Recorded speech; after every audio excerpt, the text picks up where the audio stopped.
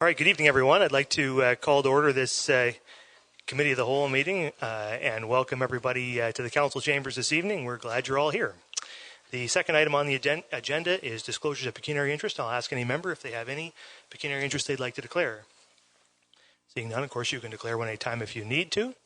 We have no additions, deletions, or amendments. We have no open forum requests this evening, so that moves on to item 5, delegations. And we do have one delegation. It's from Mr. John Mann. And just remind Mr. Mann that our time limit for delegations is 10 minutes. And I'm sure we won't go over that, but if we do, I'll just give you a gentle reminder. Mr. Mann. I'm always very good at that. The classic movie Cool Hand Luke, starring Paul Newman, has a famous line in it. It goes like this: the captain of a prison says, "What we got here is failure to communicate." And that is the theme. That is my delegation tonight. We all know that we all have a fundamental, every citizen has a fundamental charter right to communicate with their elected officials. And we also know that this council has approved a bylaw that limits that right, 14.12. And 14.12 says if there's litigation or something that might be litigated, everything can be litigated as far as I remember. But if there's litigation or might be litigated, off limits. Council will not respond, and I can't even mention it. Subject to contempt and arrest, I guess. And I'm a citizen. I employ you. You act for us. You're public servants. And you limit our fundamental right to communicate with you? What can I do about it? Not a thing. Unless I seek a judge that will rule it unconstitutional. Bring an action. Very easy. Those usually take about 5 years and hundreds of thousands of dollars. So there's really no remedy. And there will be no debate here tonight. There will be no question and give and take with me as a citizen that I'm entitled to. And why did you approve this? Why did you approve this bylaw? Who even thought of it? Who raised their hand and said, I think it'd be a good idea to stop people from coming here to talk about something we might litigate. And then I see in the paper, council people and the mayor, it's in the hands of the lawyers. Heaven help us if it's in the hands of the lawyers. And the fundamental right to communicate with our elected officials is even more important when it is in the hands of lawyers. What in all the world is it doing in the hands of lawyers? We elected you. We didn't elect the lawyers. And why is a lawyer privy to information that we're not privy to? What confidential information are you giving this lawyer that you are not giving to us? What secrets are you giving to the lawyer that you're not giving to us? Despicable, in my view. And you're paying outrageous, obscene attorney fees for this. And where do the fees come from? Us, the citizens. We're paying for this. And we don't know a thing about it. And all of you will just not say a word. You won't debate it. You won't ask me anything. You just sit there. I find it appalling. And the most amazing thing is we have the executive here, we've got the legislative branch, but the judicial branch is going to have an open public forum to the world to hear what you can't discuss with us. The judiciary is an open forum to the world. You can get it on the internet. So the judge is going to make the decision for the town. And we have no say in that. We're the shareholders of the town. We employ you. You are public servants with emphasis on servants. It's become a country club. We have no say. And a judge is going to rule on this while the attorney makes a fortune on it with our tax dollars. How can you explain that? I think citizens demand that you answer these questions. And the most important thing is, I know something about solicitor-client privilege. It is the client's privilege. It's the privilege that the client can just waive. We waive the privilege. Go ahead, talk. We'll answer whatever you want. So waive the privilege. Nuh-uh. There's some confidences and privileges and secrets that are being kept from the citizens of this town. I find it despicable. I find it unlawful. It is the supreme law of the land to have the fundamental right to communicate with our council. And a lowly procedural bylaw approved by you people that we elect trumps it. No pun intended. It violates the supreme law of the land. A procedural bylaw, we are drowning in procedure. We never get to substance. Citizens cannot get to the substance because you won't allow us to. Beyond belief.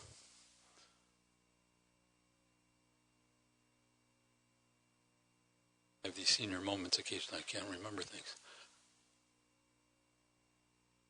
I'm certain I had a better ending than this.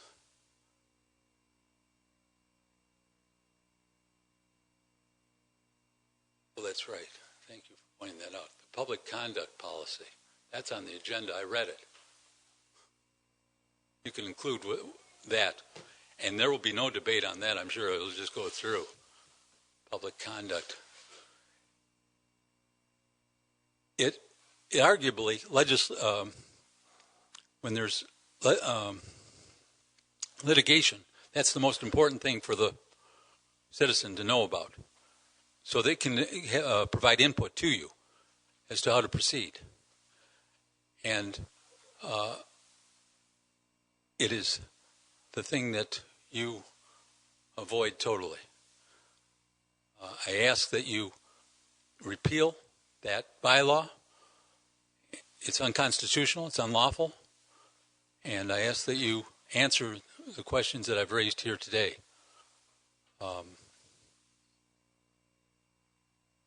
And we're wondering, well, why wouldn't you answer them? What are you hiding? If you don't include us, we have no trust in you. I have no trust in this council. I think you should step down. But I hope that you will answer it.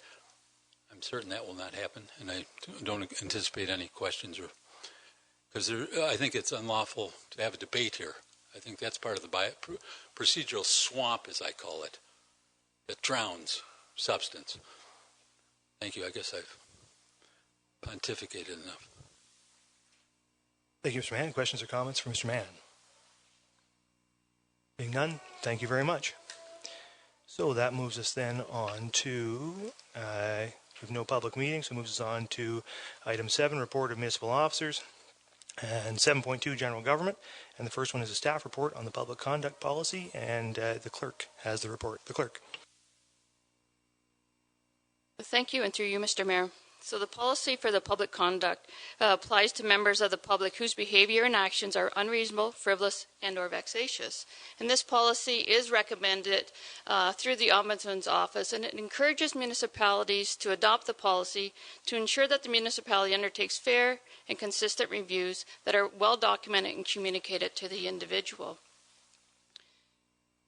So in order to achieve this, unreasonable behavior and or frivolous and vexatious complaints or requests from members of the public may need to be limited in a manner that is clear, consistent, reasonable, and proportional to the individual actions. And as such, the attached policy provides clear examples of behaviors and actions. As well, it sets out the clear steps for staff to follow. The decision to classify someone's behavior as being unreasonable or to classify a request as frivolous could result in restricting their access to members or council or to staff or to a specific service and or municipal property. The decision to restrict the members of public's actions may be a result of a repeated pattern of conduct when on several occasions a person engages in one or more behaviors or actions identified as unreasonable, frivolous, or vexatious, or it may be a single significant incident that requires this policy to be enforced. And I'll give you an example. If a person attends a staff member's home uninvited to discuss municipal business, that person may be restricted from attending the staff member's house, but is more than welcome to attend the municipal office during regular office hours. So this policy is for those rare occasions when a member of the public could be considered to be crossing the line into the definitions of frivolous, vexation, or being unreasonable. The policy provides that in the event that the issue cannot be resolved through this policy, the individual may submit a complaint to the Office of the Ontario Ombudsman. So I do, again, want to reiterate that this is a best practice that has been encouraged by the Ombudsman's Office for the town of Saugeen Shores to adopt and implement. Thank you. So I'll read the recommendation and we can take any questions or comments. It's recommended that Council adopt the public conduct policy. Questions or comments from members of the committee? Councillor Grace. Thank you, Mr. Mayor. I think it's a good idea that we're following the Ombudsman's recommendation to have a policy like this. My only question, which I submitted to the clerk earlier today, is actually the wording in the at the end of the first paragraph under background, which refers to the fact that this policy is not intended to deal with generally difficult individuals. So my preference would be that we either include a definition of what a generally difficult individual is, or we take that out of the policy. Thank you. So I assume that the clerk will take the input from members of the committee, and when this returns to council, we can make whatever changes the committee suggests, so long as there's no disagreement over them. Are there further questions or comments from committee members? Just wanted to make the point that this is really the intent of this is to make our dealings with the public, when it does come to dealing with these issues, frivolous, vexatious individuals, to make that fair, to be fair with everybody, and to treat them all the same way, to make sure that no one is singled out or treated differently for any reason. We have a policy now that's going to ensure that everyone receives the same treatment when these issues arise, so I think that's very positive. If there's nothing further, you've heard the recommendation. All in favour? That's carried. That moves on to item 2, staff report, Nuclear Innovation Institute lease, and the CAO. Yeah, thank you very much, Mr. Mayor. The report is self-explanatory and is a culmination of a lot of effort by municipal staff and the people that are leading Nuclear Innovation Institute. We're delighted that finally, if approved, the NII, the Nuclear Innovation Institute, will be calling Saugeen Shores home. It's something that we've all been working very hard to achieve. Before you is a draft lease. The final version will come back with a bylaw for approval. But I did want to point out one major revision to what you have before you and what you'll see in the final version. Vice Deputy Mayor Myatt has correctly identified that there does not need to be a connection between the lease and the proposed Municipal Innovation Council. So that language will be removed from the final version. That actually was included in the draft lease at the town's request. So it wasn't something Nuclear Innovation Institute was asking for. It was something that we included to ensure that we were more than landlords in our relationship with NII. And I'll speak more to that about the with the next report. But I just wanted to make it clear that when the final version comes back to council as part of the bylaw, it will not include the language that ties the lease to the Municipal Innovation Council. And happy to answer any questions if there are any. Okay, thank you. I'll read the recommendation and we can take any questions or comments. It's recommended that Council pass a bylaw to authorize a lease agreement with the Nuclear Innovation Institute. Questions or comments from members of the committee? The Deputy Mayor. Thank you, Mr. Mayor. And through you, I think this is an excellent opportunity for our community, and not just our community, but the whole area. What the NII will bring to this area is unimaginable. We're heading into uncharted territory here for innovation and growth, and anything that we can do to bring this forward, I wholly support, so I look forward to this as we move on. Thank you. Thank you. Further questions or comments from members of the committee? Councillor Grace. Thank you, Mr. Mayor. I apologize. I can't, for some reason, the lease won't appear on my screen, but under my notes, it's under Section 2, term.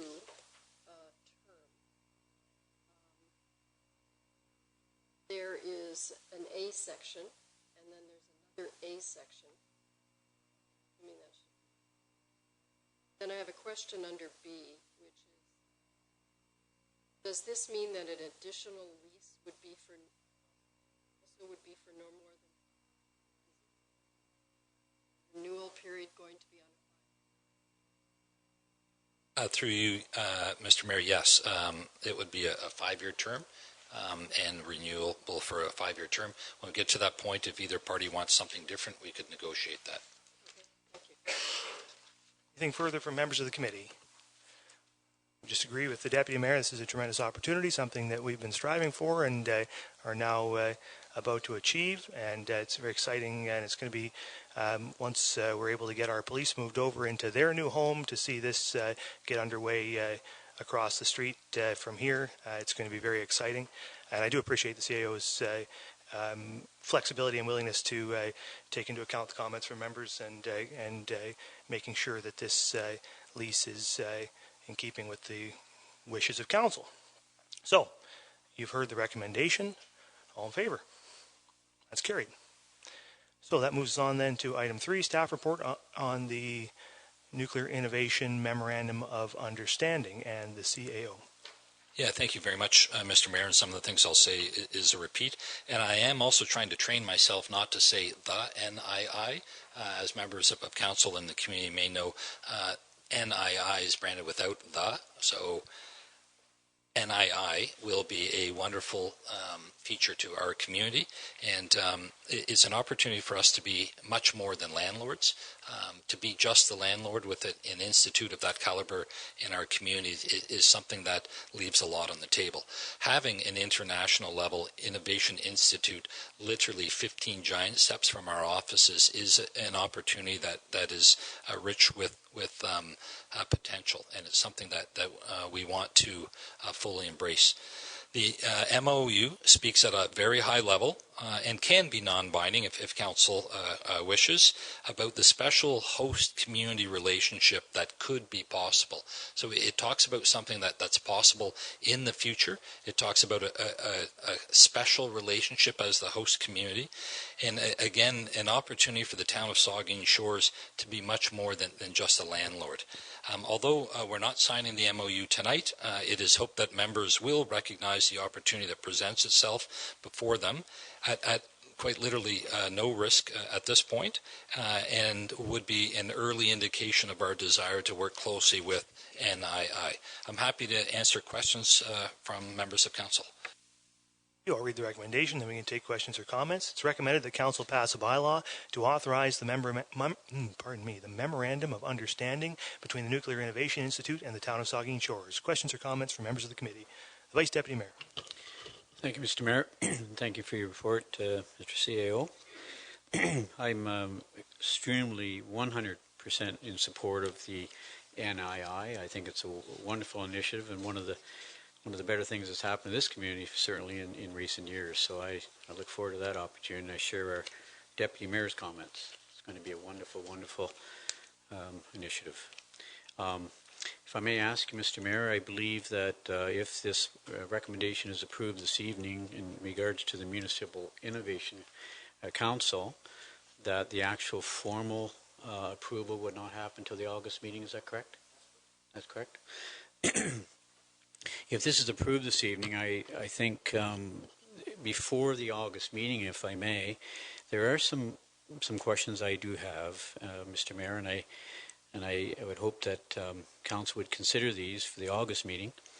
And those are: how much time will it be required for initial planning process for the MIC with Gray and Bruce Partners? How much staff time will be required if the Municipal Innovation Council gets off the ground and operating and managing this new department? Time required. What kinds of dollars will be required, not only from Saugeen Shores taxpayers, but for other municipal partners in Grey Bruce, both short-term and long-term? How many staff members will it take to run the Municipal Innovation Council, and where will staff be located? What are the terms of reference for the MIC, and how will success of the MIC be measured? And I think the need for a business plan. So, Mr. Mayor, those are the things that I'd like to see considered between now and the August meeting. This is also a great initiative for the community, but I think there are some questions that we need to have answered prior to final approval in August. Thank you. Do you have any comments to that, CAO? Yeah, thank you very much for the question, Vice Deputy Mayor, and a lot of those questions are ones that we're working on. For the August meeting, I can certainly commit to answering some of those questions. Some of those questions, though, will require the agreement of up to 9, maybe more municipalities, and to have those agreements in place in the next 4 weeks won't be possible. Certainly we can put more flesh on the bones about our involvement as the planning part of it ramps up. Happy to do that. Our plan was to bring a formal report to all councils that are participating to get their formal support, so Saugeen Shores and all of the other ones, which will have the full business plan, the full terms of reference, the full cost implications and staffing implications and employee implications. Those are things that we need to negotiate with all of the partners. Certainly, though, the questions that you're asking that's specific to Saugeen Shores, we'd be delighted to report to them in August. Mr. Mayor, just as a follow-up then, if I may, just one last quibble about the 9, membering municipalities that potentially would become partners with the MIC. That ultimately will come down to a council final decision, whether it's August, September, October, November. If those 9 municipal partners are not found, that kind of information surely is going to come back to this council in order for us to make a concrete decision in terms of whether MIC is for sure going ahead, correct? Yeah, through you, Mr. Mayor. If we don't find members, then that'll be a quick report to write. I can tell you that our initial conversations with our partnering municipalities is very positive. We've been contacted by municipalities in Grey County that are saying, hey, how do we get involved in this? We're seeing this as a real opportunity to tap into an international level innovation institute, and people are excited about it. Yeah, I think it is a great opportunity. I think it's quite reasonable for council to look for as much information as possible ahead of signing on the dotted line, as it were. Just to, it has implications. It could have cost implications and other implications. And I know members of council are excited about the potential of the MIC, but they also want to make sure that they're doing the right thing by the taxpayer and by the corporation. And so as much information, frankly, that you can provide, that the administration can provide ahead of August, I think is warranted and certainly would be appreciated. Further comments, Councillor Schreider. Thank you, and through you, I think I echo everything that Vice Deputy Myatt has said, and also you tonight, Mayor. I think it's so attractive for Saugeen Shores to be an industry leader amongst other municipalities, and I think we show that in so many ways, and this will just be yet another platform in order for us to do so. Support it 100%, but really looking forward to receiving a little bit more information on the impact on our existing services and or new services that are required. So thank you.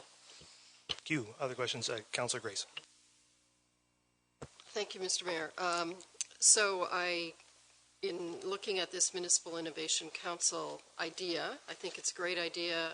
I know that this is something that a number of other municipalities and regions are already involved in, and see so many positive things coming from it.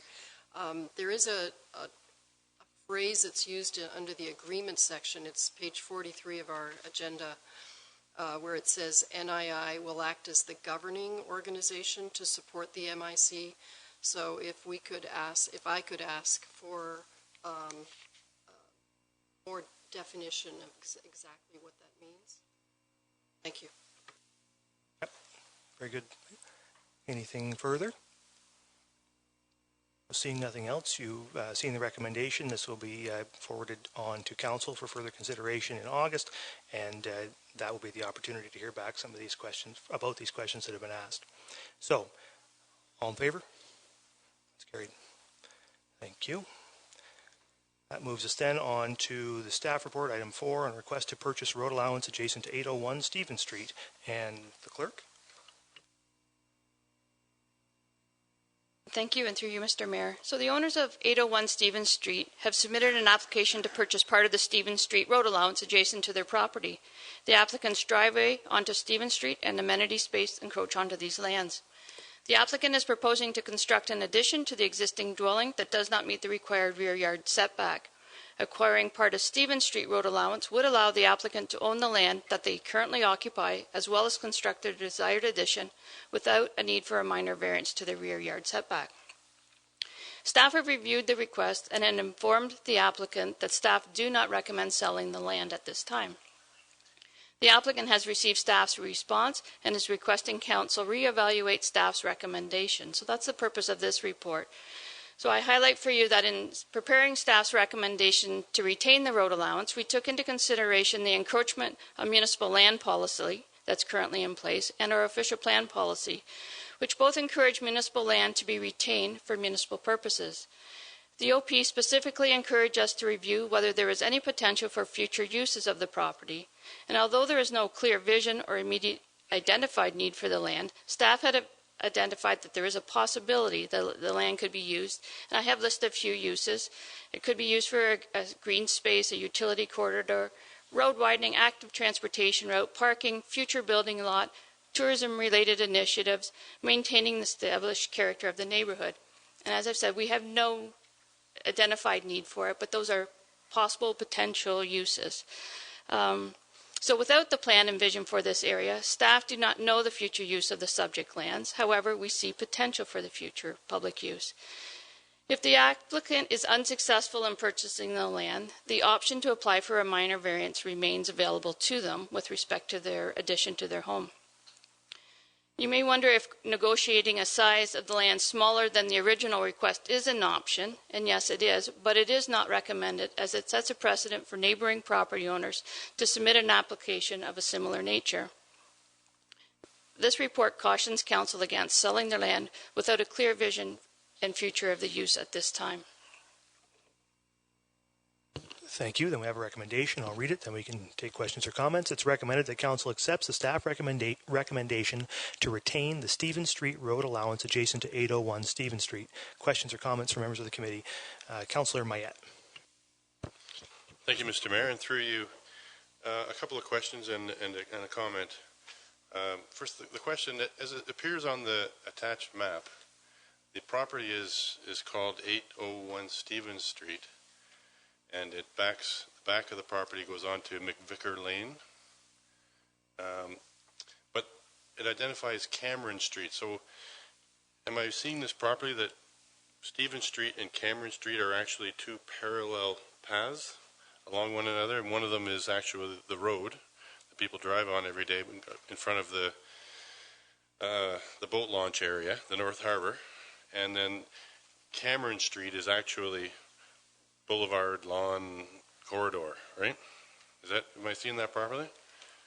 Through you, Mr. Mayor, the Stephen Street and the Cameron Street are kind of on the same plan. When we amalgamated municipalities, we did try to we eliminated duplicate road names, so Cameron Street's used in another location in the municipality. So the road allowance in front of 801 Stephen Street is now referred to as Stephen Street. Okay. So, but the property in question then that the proponent is proposing to purchase is on what was formerly known as Cameron Street, which is an undeveloped road allowance. All right? partially undeveloped road allowance. So the part that they were wishing to identify was identified as red on the drawing that was attached to the agenda. Mm-hmm. Red, yes. Okay. So, of all of the reasons that I heard for why we are deciding not to go forward, or it's been recommended rather that we not go forward with this land purchase, the one that really sticks in my mind is the fear of setting a precedent for other properties that may have encroachments or manicured areas of what appears to be their property, which are in fact municipal property. And we all know of several examples not very far from where this property is. And this is one of those situations where these types of, I'll use the term encroachment, but it's basically a squatting situation where somebody's lawn or somebody's gardens or in this case the driveway, the majority of their driveway is actually crossing through this municipally owned land. And to the casual observer and certainly to the owner, for all intents and purposes, that is their driveway. The public doesn't come and park in their driveway, even though it is public land. And by virtue of us kicking this issue down the road and kicking it down the road and not actually getting our heads around how do we deal with these situations where a part of a person's property or what appears to be their property, when stakes go down, they find out that it's not their property, whether they knew or they didn't know. It's creating a situation where a person's lot could be greatly diminished if the town decides to go ahead. And I think at some point in time we need to instead of pushing this issue on to the next council and the next council, and 20 years ago I'm sure they came up with the same sort of situations and they said, well, we'll just leave it for now until we know what we're doing. And now we kind of know what we're doing. We're developing this area down there. And I think what is being proposed that here, because if you look at this one, it really is a bit of an oddity that there is that triangular tri-trapezoid piece of land there that narrows the further south you go.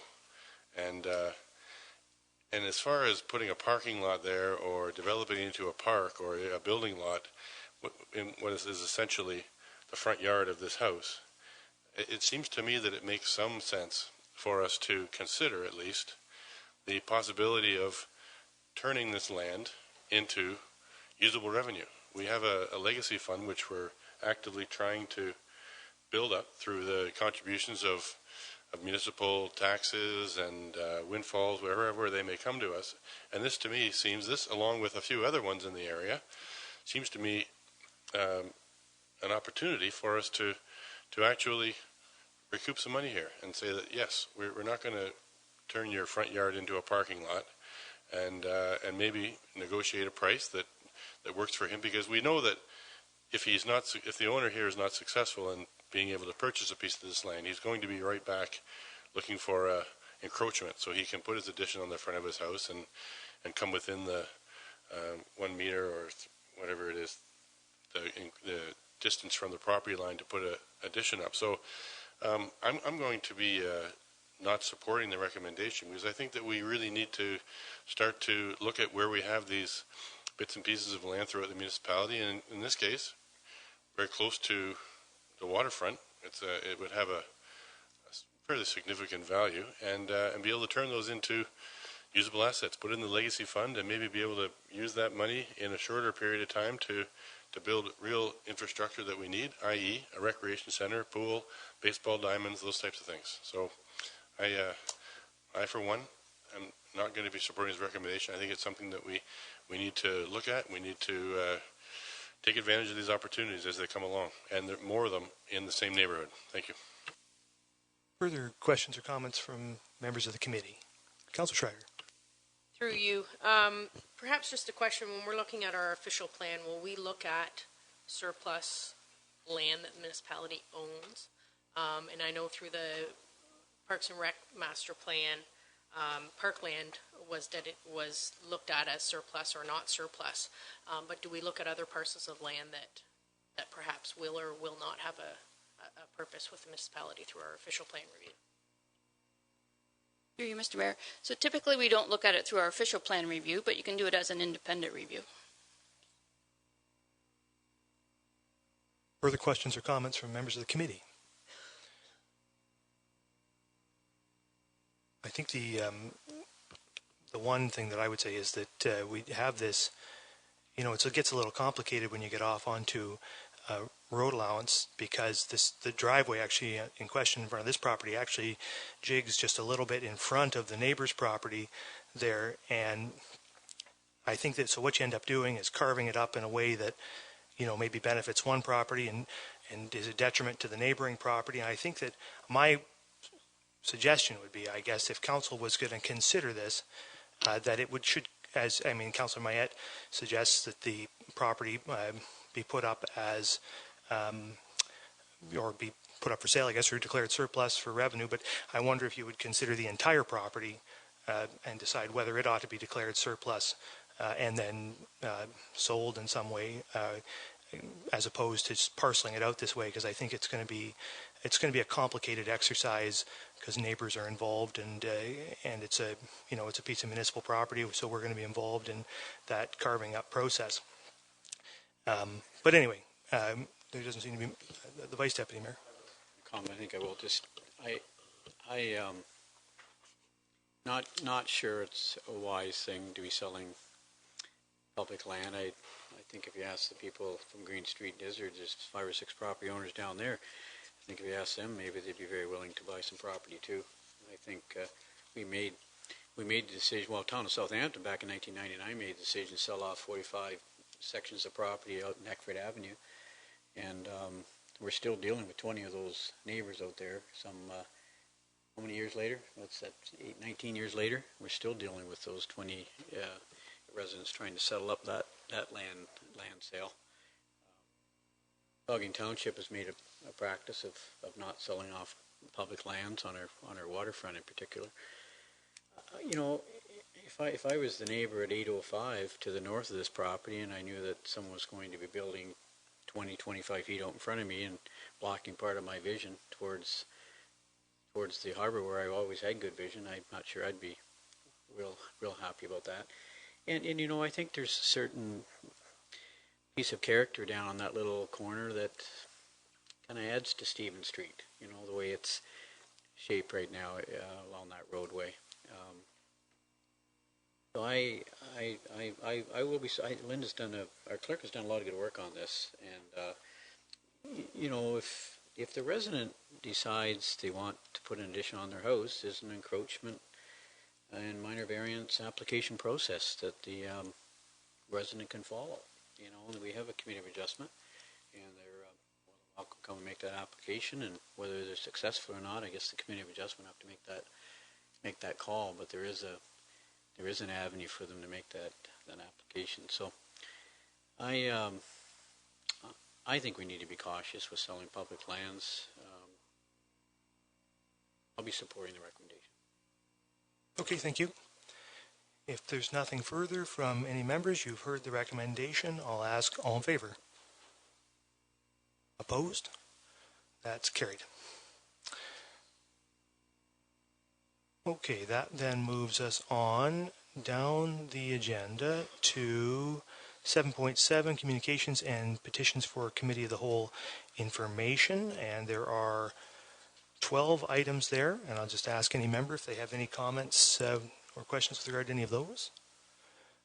Seeing none. Oh, yeah, the Vice Deputy Mayor. Yeah, I just wanted to throw out congratulations to Harold Sutherland. It's on the agenda here of correspondence this evening, but the Sutherlands have been wonderful corporate citizens, not only in Georgian Bluffs and Owen Sound, but we settled that deal with the Sutherlands for the Lamont Sports Complex, and it was a very amicable and I think a good deal for both parties. And I know Mr. Sutherland built that business from scratch, and as a teenager, built it into multi-million dollar business, and Sutherland's contracting. And I just wanted to throw my congratulatory note to the Sutherland family. Thank you. The Deputy Mayor. Thank you, Mr. Mayor. And through you, 7.7, number 4, Ministry of Infrastructure and Communities Investing in Canada Infrastructure Program. I've said it before, and I just say it again. I'd like to give congratulations to our Vice Deputy Mayor for the work he did earlier in the year of creating this letter that went out to all the municipalities, to the minister, and now we're starting to see the fruits of his work, and hopefully it'll come back to Saugeen Shores tenfold, and we'll be able to build some great projects because of the work that he did earlier. Yep, absolutely. Any other comments? Okay, so that's petitions for information, and that moves us then on to 9, report of department heads, and the first one is an information report on the Port Elgin Waterfront Development Revitalization, and I'll turn it over to the Director of Community Services. Thank you. I just wanted to take a minute as Pierre's making his way to the podium to update Council and members of the public that through an open request for proposal process for waterfront revitalization, staff have been meeting with the successful candidate of Mr. Pierre Danini and progressing plans forward. This project to date provides the greatest waterfront enhancement on the Port Elgin Main Beach for our users' overall experience. This evening, we are pleased to provide additional information on this impressive plan. The proposal continues to advance the Council-approved waterfront master plan and lines up with the corporate strategic plan of built waterfront capital investment. This project is a perfect example of the benefits of a public-private partnership and advancing the needs and desires of the users of the waterfront. Our communication strategy for the waterfront will take into consideration suggestions from the public. Therefore, commencing tomorrow morning, a survey will be launched to gather input from the public for their feedback to be considered. Those consolidated results will be shared with Council. Staff continue to work with Mr. Danini in regard to refining the footprint and the parking solutions. With that in mind, we've invited Mr. Danini this evening to present his concept for future consideration. Thanks, Jane. Mr. Mayor, Council, a little nervous, so I'm just going to be pretending I'm talking to Brian Longmire. Davinsky, don't write that. All right. Feel like we've been doing this for a long time, and we actually haven't, so it's going to be a long year ahead of us. When the proposal was asked for, this was something I'd been thinking about for a long time. A funny, just very quick story is that independent of myself, Dan Murawski was also dreaming of what could be at our waterfront, and we kind of compared notes, and we looked at each other and went, well, what do you know? Brilliant minds. So it was a nice happenstance. The theme you're going to hear a lot is that this is a community piece of property owned by all of us. Therefore, what goes on this property and the activities that carry on this property have to benefit the majority of all of us. And if I think we follow those principles, it's going to make understanding what we're trying to do here a whole lot easier, and we'll make it flow a lot more. So let's see if I know how to work this damn thing. There we go. Okay, so we all know there's been, we're using the term revitalization. Another word I like is restoration. Our beach has a long history of a lot of activity, and frankly, what we've witnessed down there in the last 20 or 30 years is an anomaly in the sense of there used to be a lot more going on down there than there is. It was always a draw for tourists and locals looking for something to do. The Cedar Crescent Casino, as a lot of people know of it, was the social place. My mother-in-law and my father-in-law met there, and I think those stories are all over town. The Sunset Lodge, pictured in the photo on the bottom, that large white building, was a destination with dining, lodging. It was very much a place to be, and boaters would come to it from other places. So we have a long history of that kind of stuff. The town booth, I didn't know this till I did a little digging again with my mother-in-law, who's in her 80s, was the fry stand that Emma McGrath ran down there, and that was what they called it, the town booth, and we lost that to Southampton, so I hope to do something about that. The train obviously a part in all our hearts. My kids wrote it. I wrote it with them, whether I wanted to or not. The cake wheel, we all lament the loss of the cake wheel. What was more fun than putting down a quarter and winning a homemade cake by the Rotary Club or the Lions? And of course, concerts. The casino had a long history of concerts, and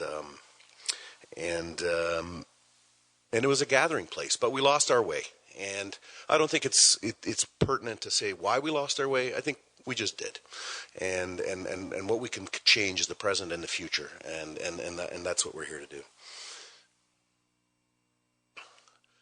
So, the Waterfront Master Plan was a long document that I actually have mostly read, I'm proud to say. Thank you, Neil, who was co-chair. It outlined a lot of the goals and hopes and aspirations for the community on what we wanted down there. There was also a corporate strategic plan, and they talked about waterfront capital investment. So the Waterfront Master Plan really was a public consultation done for what we should do with the entire shoreline.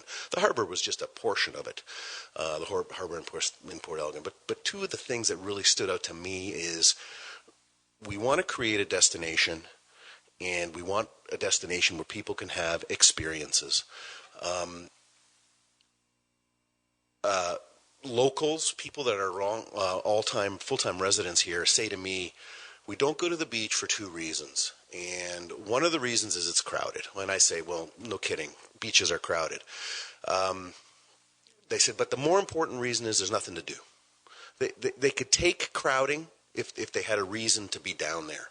And that's certainly my experience in beachfront communities with harbor projects all over the world.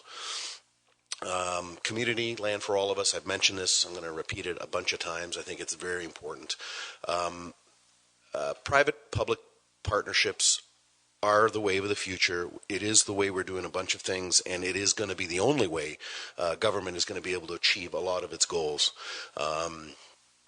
As funding becomes more and more an issue, finding private money to help create public things is the way, and this is maybe the poster child for it. We propose to put a lot of money into this. You'll see the details coming. And a sound business strategy is the only way to make sure that the money invested is worth it, but also maintained, and so that the asset does not decline. Because it's very important to treat this like an asset. Again, this is owned by the 14,000 some odd residents of Saugeen Shores. We owe it to us and to these residents to make this investment and make sure that the investment is sound so that it reaps a return. And public assets don't necessarily return with money, but they return with services, they return with experiences, they return with adding to the inventory of what we have in the community, and I think this fits the bill. The time to invest, as a guy that used to do this for a living, is when times are good, not when times are bad. And I think of the question, gee whiz, things are really good right now. Why do we need more?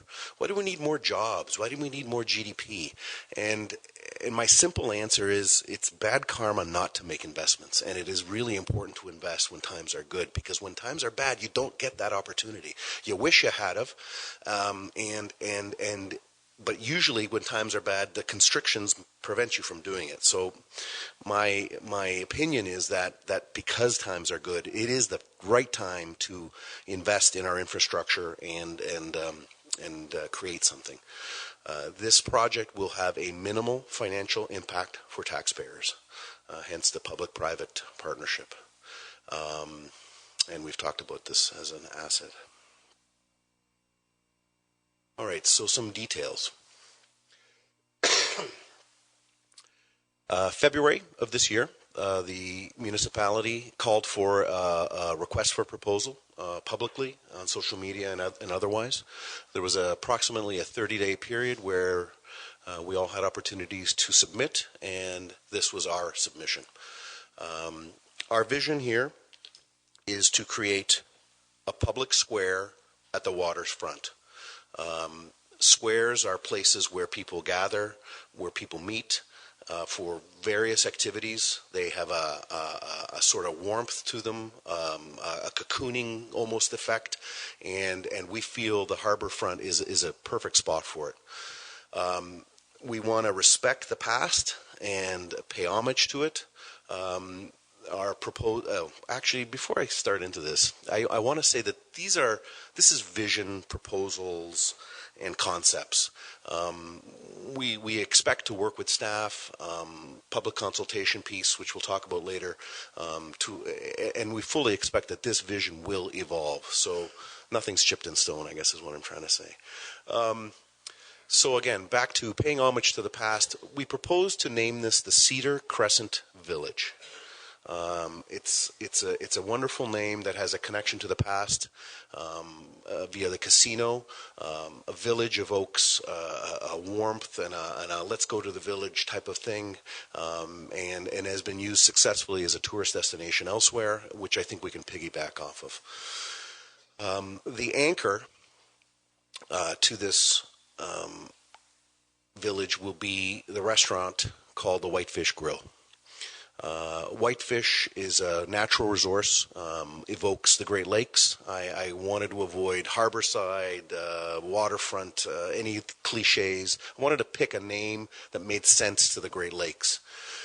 This restaurant will be in keeping with the theme that this is a property for all of us, will be someplace everybody can feel welcome. If it will be licensed, our vision is to have the license only till 11 p.m. We want to respect our neighbors. There's plenty of opportunities to make a return in the daytime and till 11 p.m. I don't believe it's necessary past that for the restaurant.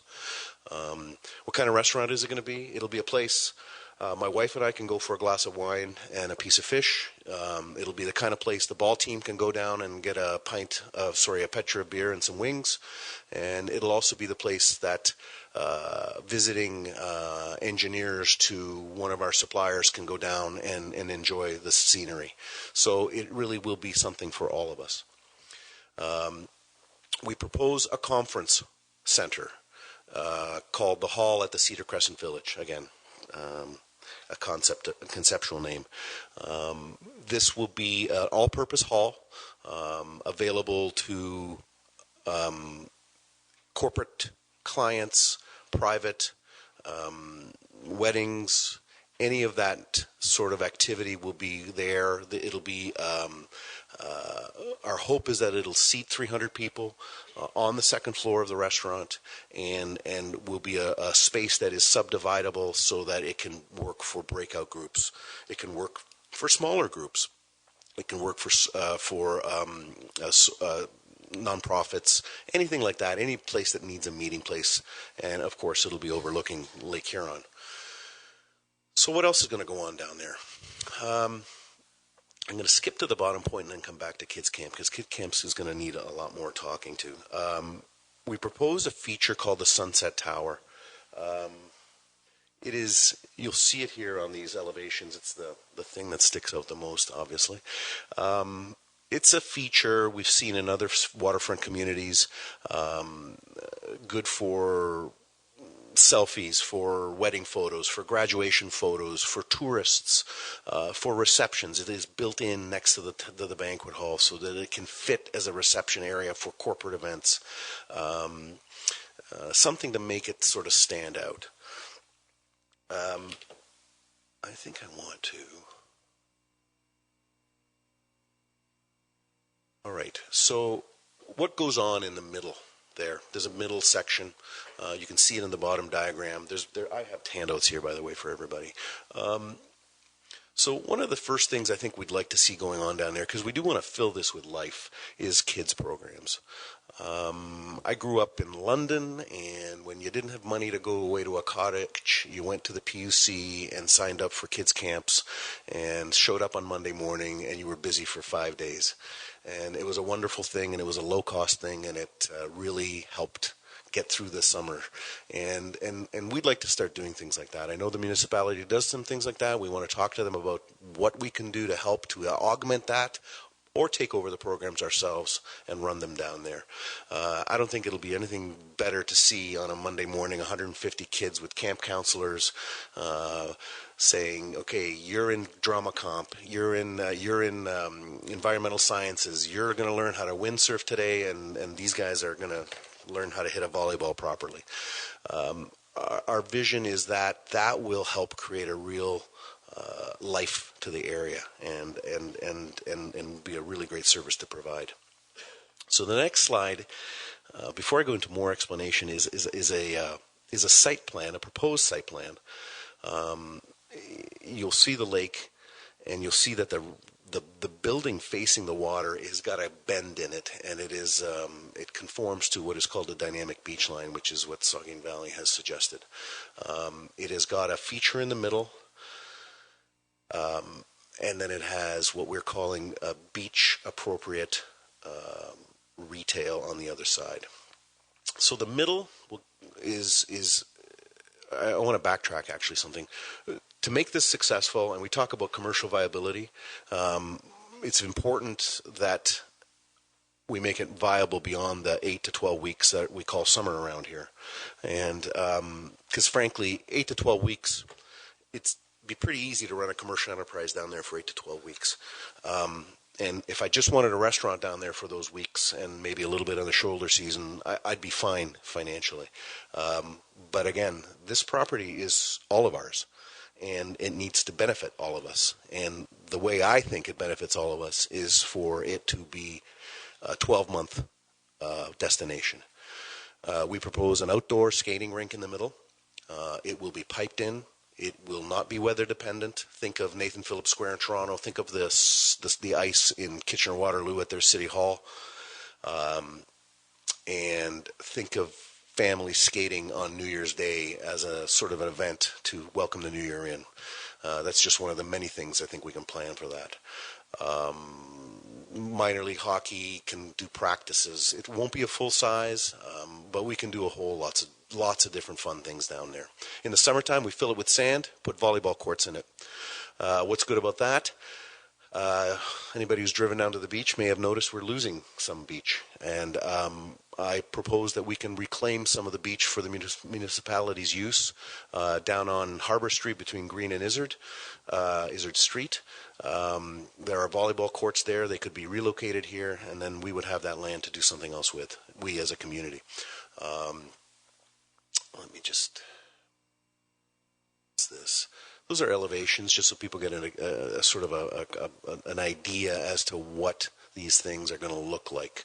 One of the buildings, actually one of the retail buildings, has been actually designed to look like the Cedar Crescent Casino. Dan, that would be the top elevation on the left?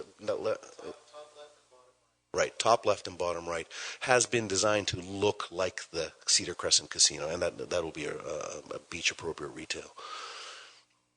All right, what else is down there?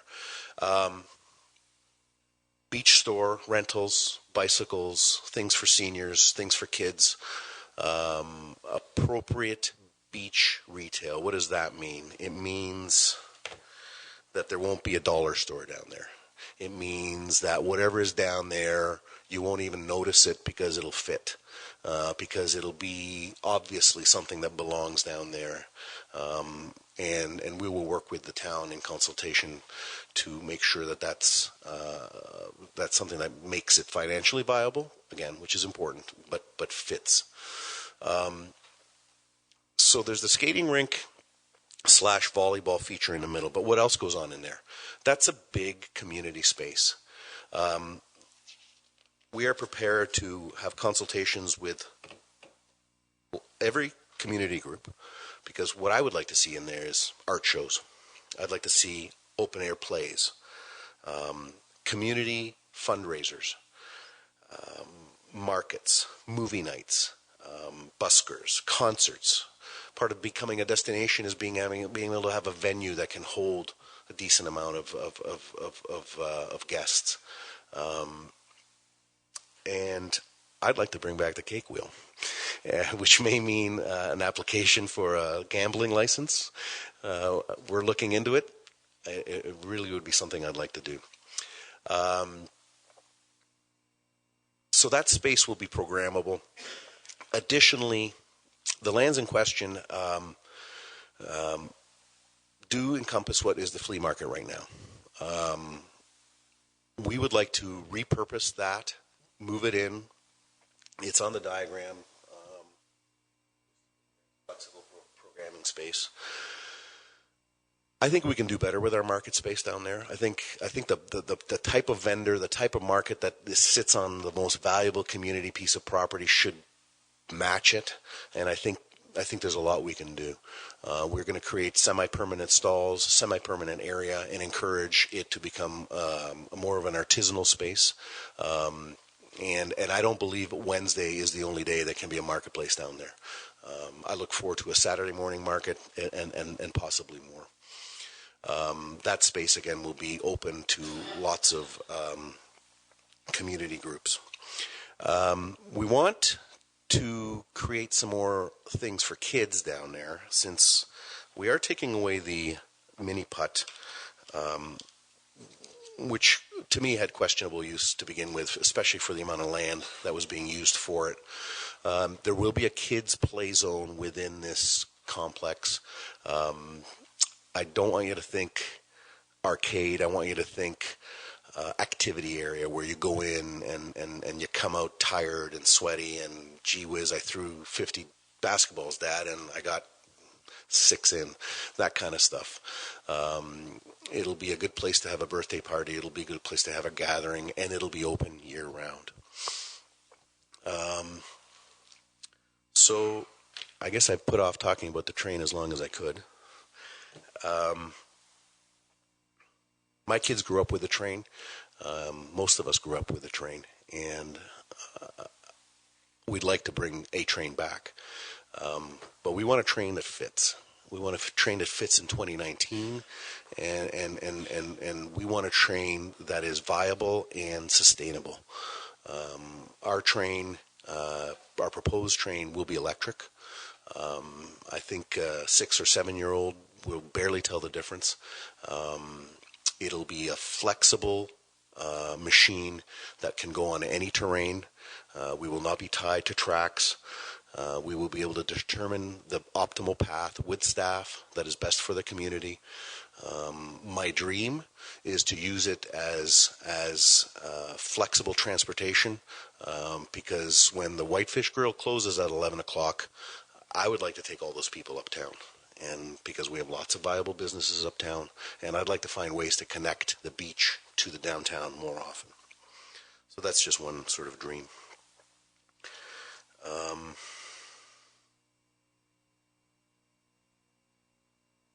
All right, so I've touched on the community asset aspect. Assets have to be invested in. We project that what we are proposing will cost somewhere in the order of $5 to $7 million. We believe that is a large commitment on our part, which will ensure viability and will ensure that we have an asset for decades to come. Excuse me.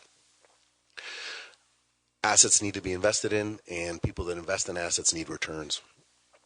I mentioned the liaise with the community groups. While we hope to have a lease with the town for this property, we're not going to treat it like our personal fiefdom. We will encourage every community group to come and talk to us about what that space could mean to them. Because of private-public partnerships, a viable plan is the only way to make sure this works.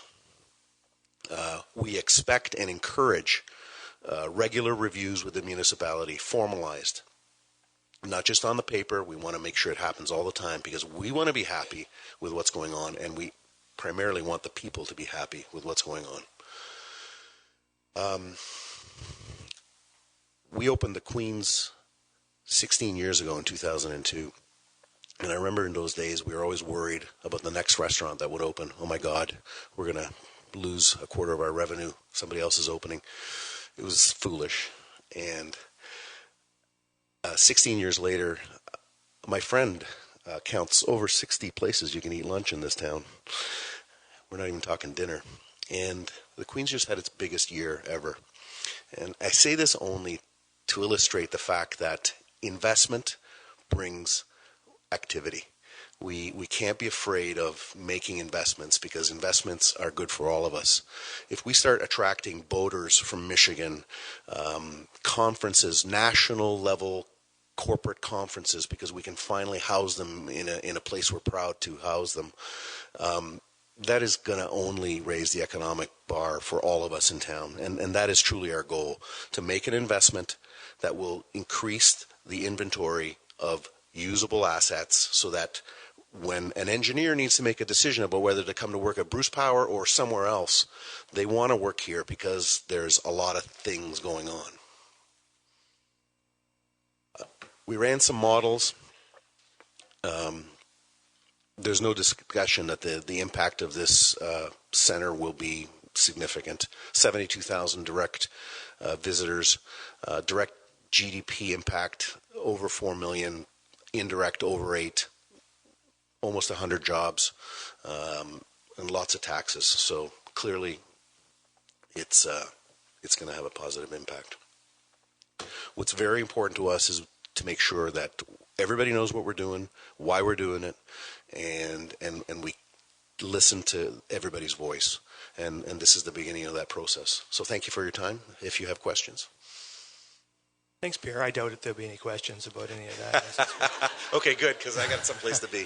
I'll ask members of the committee if they have questions or comments about this presentation. Councillor Grace. Thank you, Mr. Mayor. Pierre, I want you to thank you and your team for your willingness to continue your investment in our community. You're a wonderful corporate citizen and community member, and this is pretty thrilling stuff. Further questions? Councillor Mayette. Thank you, Mr. Mayor. And through you, Mr. Dini, thank you very much for the presentation. It's wonderful. It's very exciting development what you're proposing here. The more I hear about it, the more surprised and excited I am to see what the possibilities are. It also raises more questions about how it's all going to work, but I'm sure, with a willing proponent and a willing municipality, that those things can be worked out. And I things like uses for when you're talking about subletting space out to different vendors and things like that, all that has to be worked into the lease agreement, which I'm sure is forthcoming. I'm wondering if in fact a memorandum of understanding similar to the one that we just approved tonight with NII would be the next step in this process, so that we can get a fulsome eye-to-eye agreement on what it is, your vision, and what is the town's vision, and then have that as the starting point and impetus to get this thing rolling, because the townspeople have waited a long time for something to happen down there, and it's far overdue, and I, for one, am really looking forward to seeing how this is going to fold out over the next year or two. Thank you. Thank you. Further questions or comments from members of the committee? Councillor Rich. Thank you. Through you, Mr. Mayor. Mr. Danini, thank you very much for your presentation tonight. It's a very exciting opportunity. I do have one question for you. What kind of a timeline are you looking at as we sort of moving forward? Say this is approved, and then how long do you think it would take to build something like this? I've been called crazy for many reasons, and this is going to be another one of them. So we could argue that the land has been left sort of unused for a year or 2 years at least. As a resident of Saugeen Shores, I'm unwilling to see it one more year like that. The town and staff are being extremely diligent in working with us to move this proposal forward. The public consultation piece is sort of our last piece of the puzzle before we start hashing out details, which is a long-winded way of saying we'd like to be open for next summer, which is a monumental task. But I'm the kind of guy that likes those kinds of challenges. I think it's possible. I think it's realistic. A few things have to happen. We all know what those things are, and I think it's incumbent on us to not let that land sit like that for one more year. So that's our goal. Further questions from members of the committee? We'll start with the Vice Deputy Mayor and work our way down. The Vice Deputy Mayor. Yeah, thank you, Mr. Mayor, and thank you, Pierre, for your presentation. This is it really is a wow presentation. You are a community leader, and you've been told that many times. I'll say it again. Very successful businessman, very successful operation, and if there's an individual and a group of people that I know you have working with you can get it done, it's you.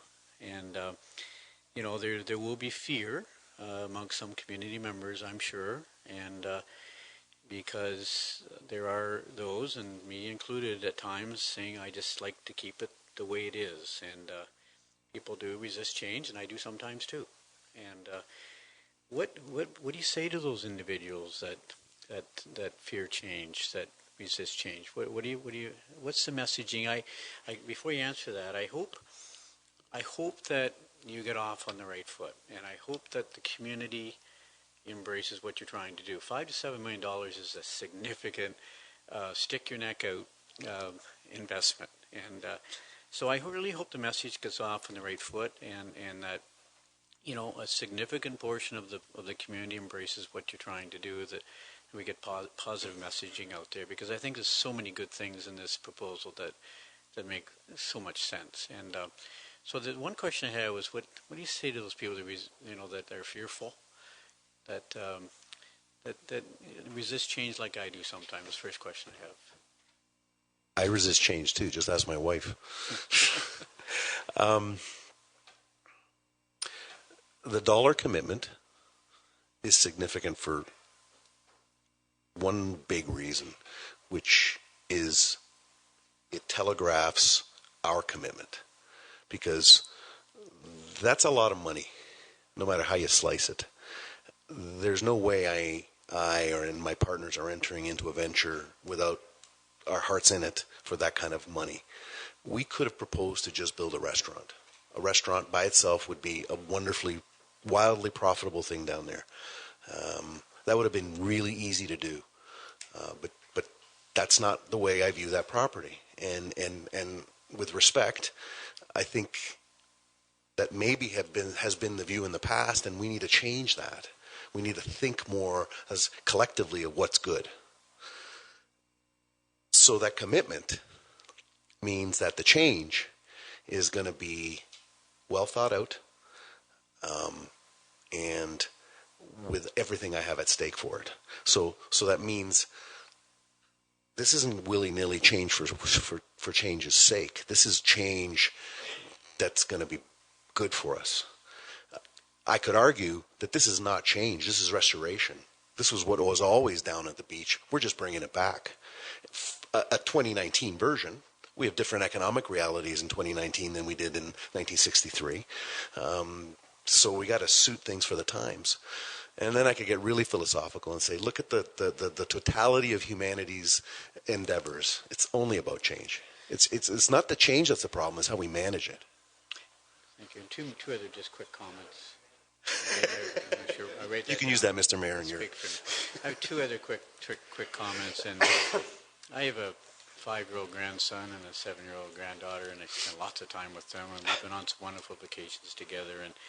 And my grandson, when he was 1-2 years of age, he loved trains. He couldn't find enough train tracks to go on enough train rides. Right? He just loved the train experience. And to him, I'm pleased to hear that A train is being talked about, and sometimes we don't want to talk anymore about the train, because it's been a tough situation around this table. You're not allowed to talk about it, are you? Yeah, but electric trains. He's been on lots of them, and to him, it made the sound when you pulled the cord Yep. and shoot, That's right. and it wasn't steam. But for him, it was important just to be on a train. So I'm really pleased to hear that you're considering a train, and the 300-seat banquet theater up here. I've had a few people talk to me about parking.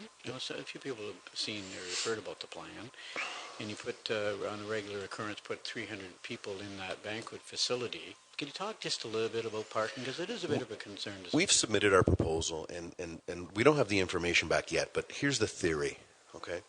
Right now, the parking is disjointed down there. It's historical. We just inherited that way. It's nobody's fault. One of the features is that, I'm going to actually look at this map over here real quick. Sorry for those I'm blocking. You guys know this story anyway. You don't need to hear it again. The lands in question were here at the corner of Elgin and Harbor, which was the mini putt, the lands that have the flea market, and then the station itself and those lands. Our proposal moves all of that activity as close to the water's edge as Saugeen Valley allows. And so there's two good reasons for that. One will be that the land will be closer to the water's edge, making it more accessible for everybody. But what it should do, and we're waiting to hear back, is it will make our parking more efficient. I don't think we're going to we can't physically create more land down there in this specific piece of land. I'm saying land a lot. But we can make it more efficient. I have to believe, and again, the experts are going to tell us, that what will result is more parking because we're using it more efficiently. I appreciate that comment. And once again, Pierre, and to the entire group, I wish you nothing but the best. And I hope the messaging gets off in the right foot, and that the message is positive. Thanks, Mike. Thank you. Councillor Smith. Thank you, and through you, Mr. Mayor. As someone who interacts in this community quite regularly, like all of us around this table, I concur with your sentiments that what you're describing is what we hear from community members. And certainly there have been a number of pleasantries suggested this evening about the public-private partnership, and I agree with all of them. I do have some pragmatic questions and concerns that by no means do I expect answers to this evening, but certainly things for you to take away and consider. The first of which you've mentioned, a community consultation process that I assume, or can only assume, will take some time. Similarly, you've expressed a timeline that we can both agree is fairly aggressive. So my question to you and the challenge you'll be left with is how to balance those needs of understanding the community's wishes in a very aggressive span of time. Similarly, as far as the timeline is concerned, based on the investment that you and your partners will be making, as well as what the community will be offering up in terms of what is our greatest asset, I need to be assured that we won't be sacrificing quality in terms of the rush to get to next summer. This is or must be done, in the best possible way and to the abundance of quality. You've mentioned two things in relation to staffing, and I'm sure you recognize, because I know you participated in the labor shortage discussion, but we are certainly in a socioeconomic, we have some constraints in this community in terms of the ability to find employees, and I would caution you in that regard in terms of how you will address those concerns. And then lastly, the length of the lease is something that has yet to be talked about, but is something that will cause some concern amongst community members. We've certainly heard it, I've certainly heard it, and I expect others have too. You mentioned periodic reviews, and I would suggest to members of this table as well as to the CAO that those periodic reviews also contain a form of off-ramps or something that could be negotiated in terms of the lease agreement. So you're welcome to comment on any of those things. I do want to end with, I am delighted to see the development in that area. It is, I've yet to be able to experience waterfront with my young family, and I look forward to the days where we'll be able to experience that life with my young family. So I appreciate all that you and your partners are doing. I just have some pragmatic approaches to share with you. Are you trying to say the devil's in the details? You're absolutely right. It is, with this kind of investment, we'd be insane to do it with half measures. If we didn't care about this community, and it was only about money, we would be absolutely incentivized to make sure it's done properly. And so I couldn't agree more. We have I believe there's a next council meeting is in a month. And we are lucky to have social media and the internet. And I believe the public consultation will be starting right now. And I expect... actually, here's a small plug. I'll be on the radio tomorrow morning talking about this, and I expect we'll hear very quickly, and we'll be able to make assessments very quickly as to whether we're on the right path. I think I might just ask the CAO to make some comments about public consultation. I think that's an appropriate area for the municipality to make some comments. Sure. Thank you very much for the questions and the opportunity to comment. So I would say a couple of things. Number one is our online polling is starting. We'll be starting after tonight to start to get feedback on the proposal. We launched one for our tourism study just a few short days ago, and over the weekend we had 700 people respond to that. So in our community, length of time is not usually a barrier, because when we do online polling, people jump on really quick. So we'll be starting with that. I would also just build on something Pierre said, is that the community consultation has been going on for a number of years. Our waterfront master plan was very thorough, very inclusive, very representative of our community needs. Pierre's proposal and his partner's proposal aligns closely with the community's expressed needs. So we've already started almost in a historical way, but we are starting with the online polling that's ramping up. We do know that there are specific stakeholders that we want to spend more time with. Once they've seen this, local residents, the condo, other important stakeholders, so we'll be meeting with them. There is also an opportunity that we'll be doing a focus group session. The mayor is hoping to lead a focus group session of citizens to provide feedback to council. So there's a number of different ways. It is starting after the meeting tonight, and I don't think there'll be any shortage of people with comments or opinions. Further comments from members of the committee. Councillor Grace. Thank you, Mr. Mayor. I forgot to say something earlier, and that is that one of the things I really like about this proposal is something that we need more of, which is providing shoulder season and winter activities, and that fits right in with our tourism strategy and initiative right now, and I really like the planning you did included on that. Thank you. If I may, the restaurant will be open 12 months a year. The conference center will be open 12 months a year. We hope to do things like haunted train rides and the Polar Bear Express through the appropriate seasons with the new train, and the appropriate retail applicants will be encouraged to give us business plans that make sense for as long of the year as possible. Again, anybody can run a business down there for 8 or 12 weeks and be successful. We don't care about that. We want to know what you're going to do for the other 40 weeks. And I think there's some entrepreneurs out there that will have some great ideas for us. Further comments from members of the committee? Doesn't look like it. I have a comment. Thank you very much, Pierre. Ever since I have been on this council, and it's been a couple of years now, folks have said to me and told me that the Port Elgin waterfront isn't serving the community as well as they would like it to. And I know I read social media too, and I know some people out there don't think that council notices that the Port Elgin main beach isn't serving the community as well as it should, but we do. We notice it quite intensely. And so we've been making some investments. The municipality is going to invest in the order of certainly over $1 million, probably a couple $1 million by the time we're done. The federal government is just ponied up what will be an investment of millions of dollars in the Port Elgin breakwater. And now we have a significant public-private partnership invested. it will amount to millions and millions and millions of dollars in investment in Port Elgin's main beach, and it will begin to serve the public. There'll be more towel space, more parking, and more amenities to serve the entire community, beachgoers, residents, and visitors. We will build the main beach that people want, and they'll be proud.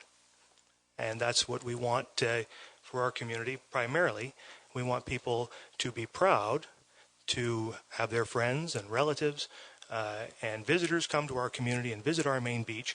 And we want people to be proud to have them down there, and we want them to be proud of what we possess as a community, as what you have correctly pointed out is our number one asset.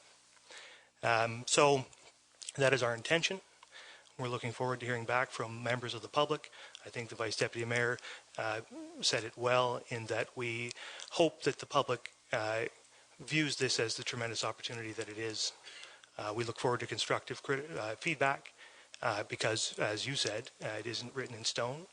But we are going to redevelop this area, and we're going to redevelop it in the interest of all the people. And we want the people of the community to tell us what they think about what you've said tonight, because we want to move forward.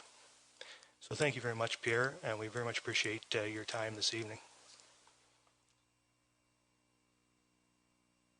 So that moves us then on to item number 2 there, which is an information report on the canteen request for proposal and the Director of Community Services.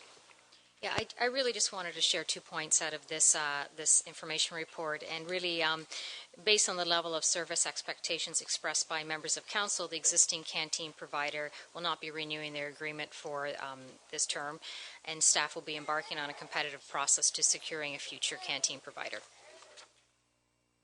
Is there any questions or comments on that information report? Councillor Mayette. Thank you, Mr. Mayor. When reading this proposal, I see where it says community complex, so I presume it's the canteen in the Plex and not the one in the Coliseum. It's both? Moving forward, we will be developing an RFP that incorporates both canteens to see if we can secure a provider. Okay, but is this request for proposal going to be just for one or both, or one or the other? We'll move forward with both at the first time and see what we develop. Okay, so if somebody wants to come forward and run both of them, otherwise if somebody might say I'll run one but not the other, you would entertain that idea as well? Absolutely. Okay. Vice Deputy Mayor. Thank you, Mr. Mayor, and through you to the Director. Jane, I just, there is some merit. Some municipalities actually do operate their own canteen services, and I know it creates a little bit of extra workload for staff, but from a service-related standpoint, I mean, staff schedule all those facilities. They know exactly what's coming in, coming out, what times of the day the facilities are booked, and when you sign a contract with a canteen contractor, you know, there may be certain conditions within the lease, and all of a sudden a new event comes along. Well, it's not in the lease. I can't open the canteen during those hours because it doesn't. It's not contained in the lease. So, have you given any thought? Like, I know the town of Waikato runs their own, and you go through the province of Ontario, there are municipalities that run their own canteens. Have you thought about it? Yeah, I'm certainly aware of a number of communities that run their own canteens. We have conversations on a regular basis. I would say, based on our existing resources that we have within the Community Services Department, it isn't something we could take on at this point. If it's the council's desire that we take a look at that, we could certainly come up with a business plan. Well, certainly we'll see what comes back, I guess, and if you know, if there's not a lot of interest in the community from someone taking over the service, I guess maybe that would have to be looked at, obviously. That could be one option of many options we could consider. Yeah, or put machines in. Thank you. Further comments on that one? Okay, that moves then on to item 3, Lamont Sports Park report, the Director. Yeah, I just wanted to update council on where we are right now. I know there's a lot of interest in this in the community and at this table as well. Staff have met with Sports Turf International to get the process started. They're busy right now reviewing our existing reports and the site as well, our usage number and our existing diamonds. They're certainly looking forward to working with the advisory group, as the group will assist them with the consultation process throughout this phase, and a meeting will be planned within the coming weeks. Thank you. Comments from members? Seeing none, that moves on to the information report on the second annual Economic Development Forum and the Economic Development Officer, Heather Hyde. Heather. Thank you, Mr. Mayor, and through you, I'd like to provide an overview to Council on the second annual Economic Development Forum that was held on June 27th. We discussed 7 topics with key economic stakeholders in the community. We saw that tourism was a common theme both last year and this year in all the discussions. This year, participants were actually able to identify areas for the consultant's consideration in regards to the tourism study, which is currently ongoing. Participants also identified technology as a key factor in the community's future success as it relates to the other topics that were discussed at the forum. And we continue to focus on finding efficiencies by implementing and sharing IT and digital solutions. Other common discussion themes included concerns surrounding affordable housing, the labor shortage, and transportation, which we've seen over and over. In all areas of discussion, there was a desire to focus on the community's strengths and work in collaboration with businesses and local organizations to address opportunities to improve. Through a follow-up survey, participants identified that there were great discussions and different perspectives among participants who were all focused on common goals for the community, and were pleased that the municipality recognizes the benefit of outside expertise.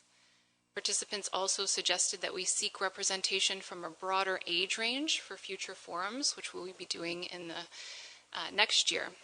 The annual hosting of an economic development forum is a recommendation outlined in the Economic Development Strategic Plan, and we're planning the next event for the spring of 2020. Great. Thank you, Heather. Questions or comments for the Economic Development Officer, the Deputy Mayor? Thank you, Mr. Mayor. Through you, just like to say welcome to Heather. I think this is her first presentation in front of council tonight. Well done. Your department, I look forward to what you're doing. A lot of the areas that you just hit on are very important to what's going to happen to make Saugeen Shores grow, so I look forward to what is in the future. Thank you very much. Anything further? The Vice Deputy Mayor? Just aside from, and thank you for the information on the Economic Development Forum and that information, Heather, I just want to thank, if I could, I attended the strategic planning session last week, Heather, and I just want to thank you and Jessica for your good work with organizing that event. It was 3 hours of intense discussions, and where we're heading with the whole area of tourism. So it was a good meeting, and I thank you for your efforts. And the question I had, I know we're talking about economic development, it was just a question. When does the tourism study, the online, when does it end again? Or is it done? Through you, Mr. Mayor, the tourism study survey ends on August 9th. Okay. And we hope to have results before the end of this year. Perfect. And that's the one that is 700 already? Wow, that's tremendous. Thank you. Anything further? Thank you very much.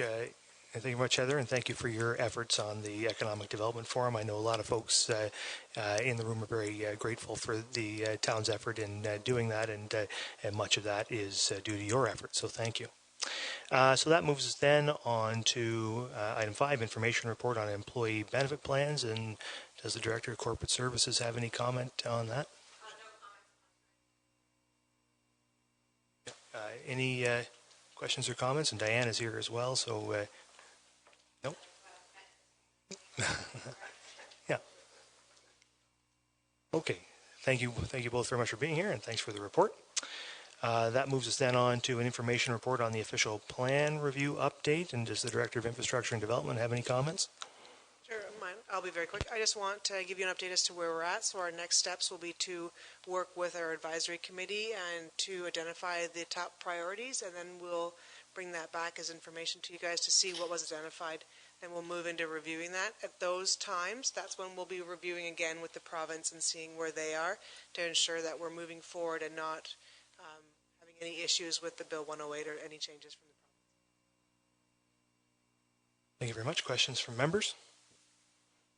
Seeing none, that moves us then on to the last one, which is an information report on financial results reporting and the Director of Corporate Services.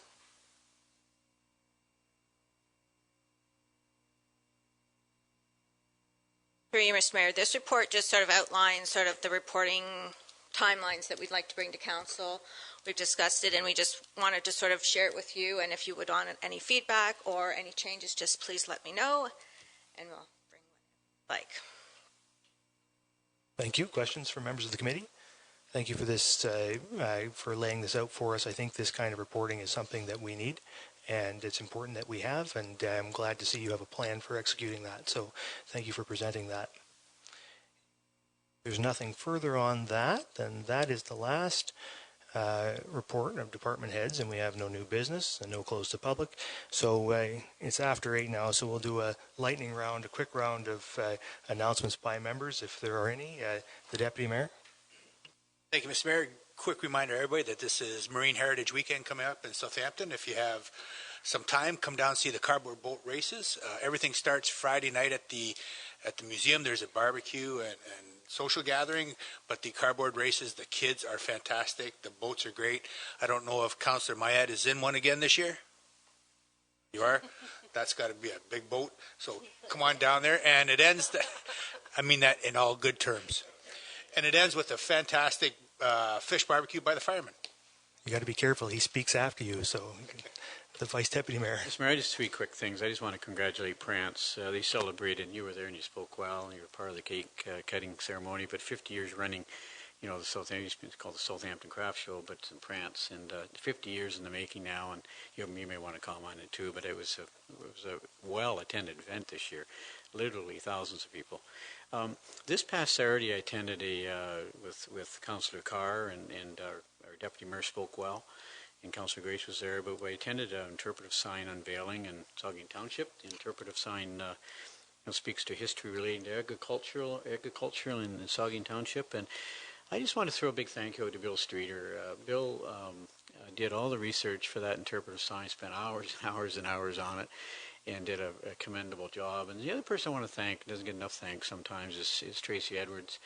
You know, she was there setting up for the event and tearing down and brought the little goodies and the drinks and the muffins, and you know, it's a lot of work, and on a Saturday morning, and hot Saturday morning. So thank you to Tracy. And then I dropped in at the annual Saugeen Life Saving Club annual competition down at the Port Elgin waterfront on the weekend, and teams from Quebec and Guelph and our local team, and very well attended, and our athletes did quite well. And I just want to thank Michael Hunt. Michael just goes beyond the call of duty with organizing that event every year, and to all the volunteers to make that happen, Mr. Mayor. It was well attended, good event. Thank you, Councillor Schreider. Just one. On Friday, I attended the 24th annual Jeff Preston golf tournament. So congrats to the Rotary Club. It was at Saugeen Golf Club as well. So they have reached $1.5 million for research for muscular dystrophy over the last 24 years. So just a great tournament annually that occurs. So, and a great cause. Thank you. Thank you, Councillor Smith. 2 items just quickly. On July 5th, the Saugeen Shores Minor Baseball Association hosted a girls fastball tournament, of which the U14 Saugeen Shore Sting were the winners of, so congratulations to them. And secondly, also this weekend, the Retro Homecoming Party in downtown Port Elgin will be welcoming back the annual event. Thank you, Councillor Rich. I as well went to the surf life saving competition on Saturday and Sunday this past weekend, and I just wanted to let people know that was the regional championships and the provincial championships being held here. I think it's August 12th. A lot of fun to watch, and this year they had them in Port Elgin and Southampton. Thank you, Councillor Grace. Thank you, Mr. Mayor. 2 things. One is I'd like to thank our staff for organizing the Sunday evening concerts that are held at Fairy Lake and down at the Bandshell in Port Elgin. It's a lot of work for our staff. It's a wonderful cultural addition. And I attended the one on July 7th in Southampton at Fairy Lake, sponsored by the Rotary Club of Southampton, and the Southampton Concert Band performed. I also wanted to thank the Bruce County Playhouse for their efforts enjoyed the opening night of the complete works of William Shakespeare Bridge. That was hilarious. And I look forward to the other ones that are coming up. The next one is Nonsense, which starts this week and goes to August 10th.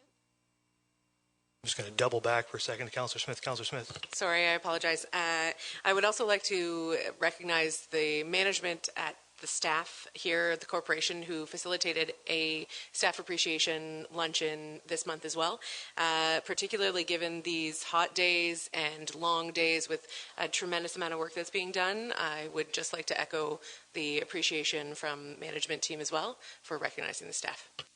Thank you. Councillor Carr. Councillor Mayette.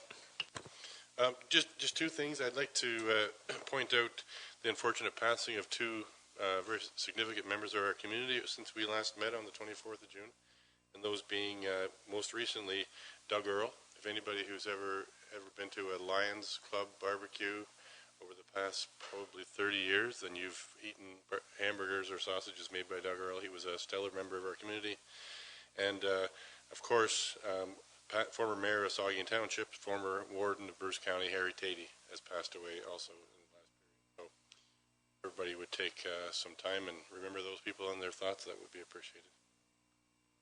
Thank you. Yeah, I think that is what I was going to mention, so that's good. And I also just want to echo that, though, from here, the passing of particularly Reeve Tatey.